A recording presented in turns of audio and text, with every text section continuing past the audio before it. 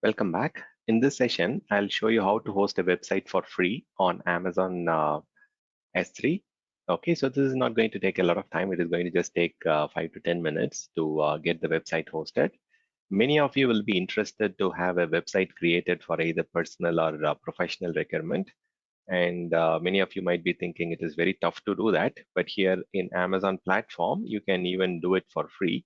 So when I say do it for free, so Amazon offers S3 servers or S3 storage for free of cost. And you can have up to 5 GB of content for free up to 12 months. Okay, so that is the free tier category that you can use for hosting your website. And if you're doing good with your personal interest or professional interest, after a year, you can go and start paying it for what is your usage. And here, what I've done is like based on my interest, I have got a website that I want to host it on the platform here, platform on AWS.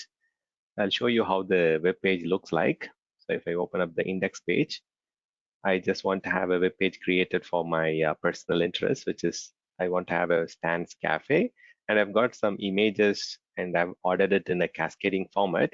So if you look at here, I've got these images put up in a images folder, and I've used a cascading style sheet to have some of the images organized in a way like this, right? So I've got the style sheets created.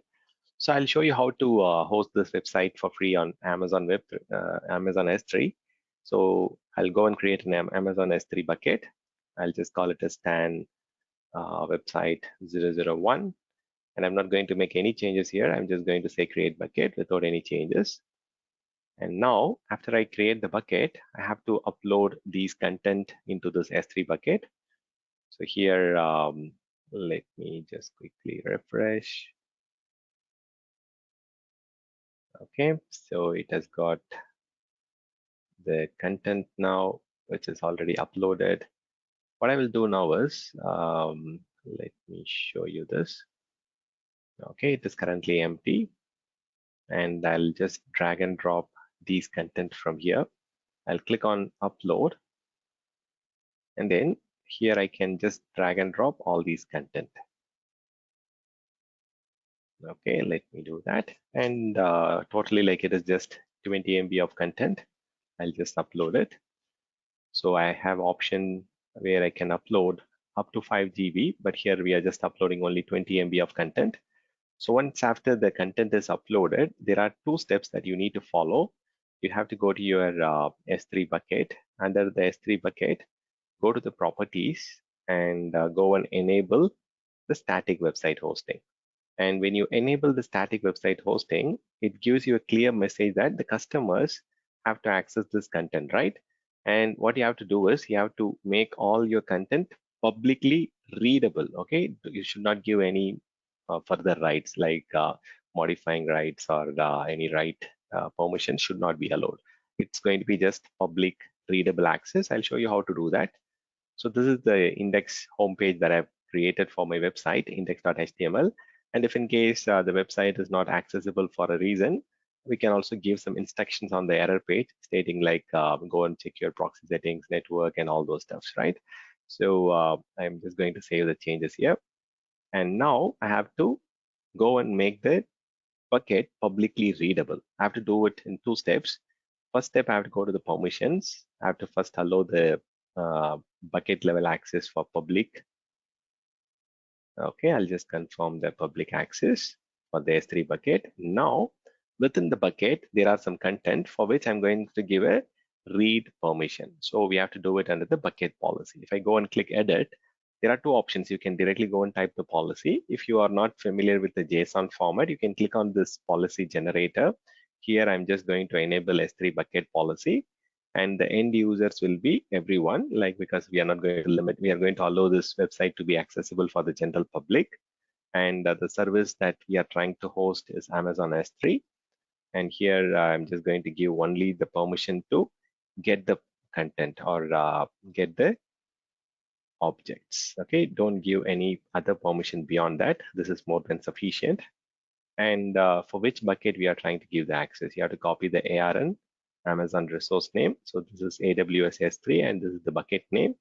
I've just copied the ARN, Amazon resource name, and I'm just giving permission for the content within that Amazon bucket. Right now, I can just click on add the statement. You can see it is giving us only get object permission. So even Amazon recommended us to just give only the readable permission. Now I'll copy the policy which has got generated, and I'll enter the policy here under the bucket policy column and save it.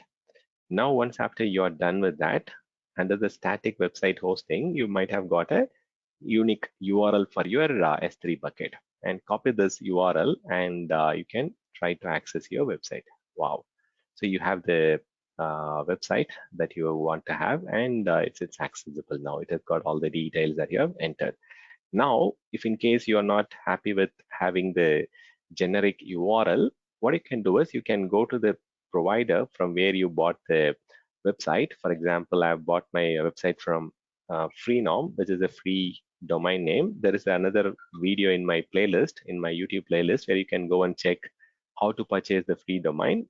So you can find out the step-by-step instructions there. So here I want to access this particular Stan website using www.skillupwithstan.ga. Okay, once after you add the CNAME entry here, you will be able to access your website using the skillupwithstan.ga. See, since this is an S3 endpoint, it is having a lot of IP address, and it has got a lot of redundancy and resiliency. So from here on, if you access www.skillupwithstan.ga, it will redirect the request to the S3 website. So that's how you do it. So let me summarize the steps involved. So what I did is, like, we created some images and index page, that is the landing page, and we created an S3 bucket. We enabled static website hosting. We uploaded the content that we have created. And once after we are done with the permissions and all settings, we are able to access the web page. And the final step is to have a canonical name, CNAME entry or alias entry created to redirect the request. When I access using www. The domain name, it will redirect us to the actual S3 bucket. You can do it in either ways. If you purchased the domain from a domain registrar, you can go and add that entry there. Or if you have a your own DNS either on Amazon Route 53 or your own DNS server, you can go and create a CNAME under that particular Route 53 zone, or you can add that particular record. Thank you. Thank you for listening.